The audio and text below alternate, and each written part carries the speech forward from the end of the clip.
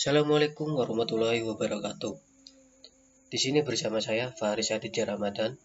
Saya akan memberikan penjelasan tentang materi sistem basis data,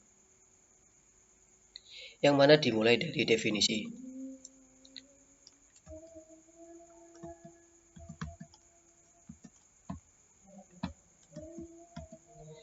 Definisi basis data.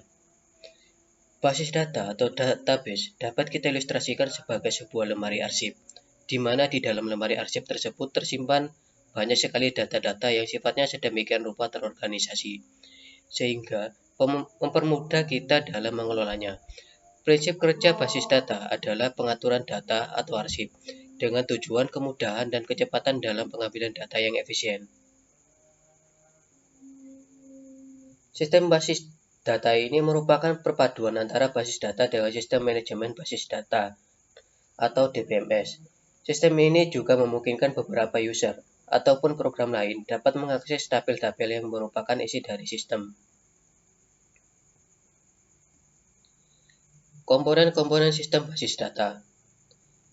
Yang pertama adalah perangkat keras atau hardware. Apa itu hardware? Pengertian hardware adalah segala piranti atau komponen dari sebuah komputer yang sifatnya bisa dilihat secara kasat mata dan bisa diraba secara langsung. Hardware ini berfungsi untuk mendukung segala proses komputerisasi dan bekerja sesuai perintah yang sudah ditentukan oleh penggunanya atau yang disebut dengan firmware. Contoh dari hardware ini adalah komputer, hard disk, memori, perangkat komunikasi jaringan. Kedua adalah sistem operasi.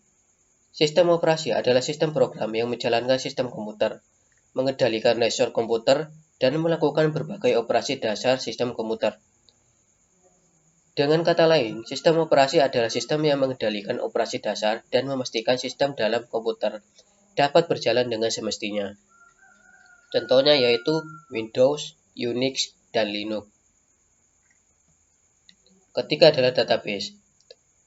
Database adalah kumpulan informasi yang disimpan di dalam komputer secara sistematik sehingga dapat diperiksa menggunakan suatu program komputer untuk memperoleh informasi dari basis data tersebut, baik dari struktur tabel, indeks, dan sebagainya. DBMS, Database Management System. Database Management System adalah sistem pengorganisasian dan sistem pengolahan database pada komputer.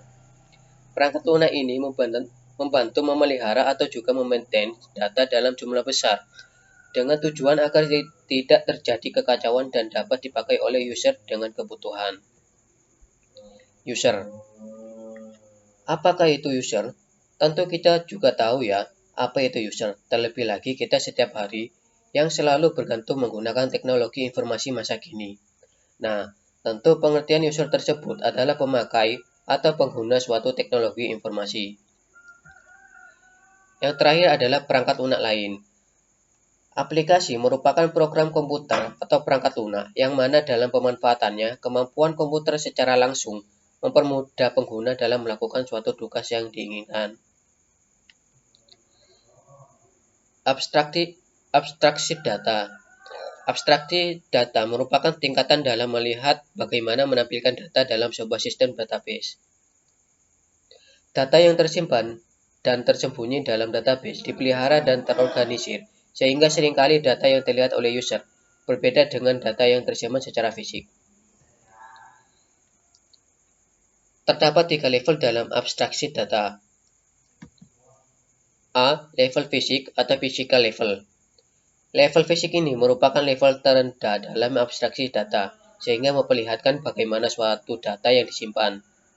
Level ini juga membuat user dapat melihat data sebagai gabungan dari struktur dan data sendiri. Tingkatan ini mengatur tentang alokasi ruang penyimpanan untuk data dan indeks, deskripsi record untuk penyimpanan, penempatan record data, dan teknik kompresi dan enkripsi data. B. Level konseptual atau conceptual level.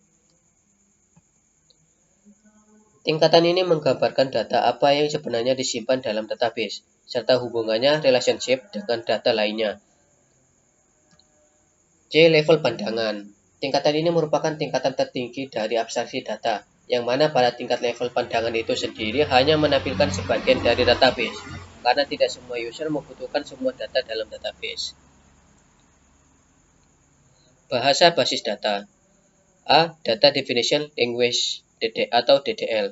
DDL ini digunakan dalam membuat tabel baru, indeks, mengubah tabel, menentukan struktur tabel, dan sebagainya. Hasil dari kompilasi perintah DDL ini berupa sebuah kumpulan tabel yang disimpan dalam file khusus, yaitu kamus data. B. Data Manipulation Language. DML ini digunakan dalam memanipulasi dalam pengambilan data pada database. DML ini juga dapat memanipulasi data yang mencakup pemanggilan data, tersimpan dalam database atau query, penyisipan atau penambahan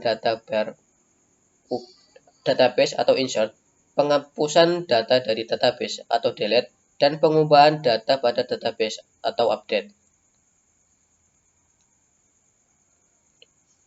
Mungkin hanya itu, sekian dan terima kasih.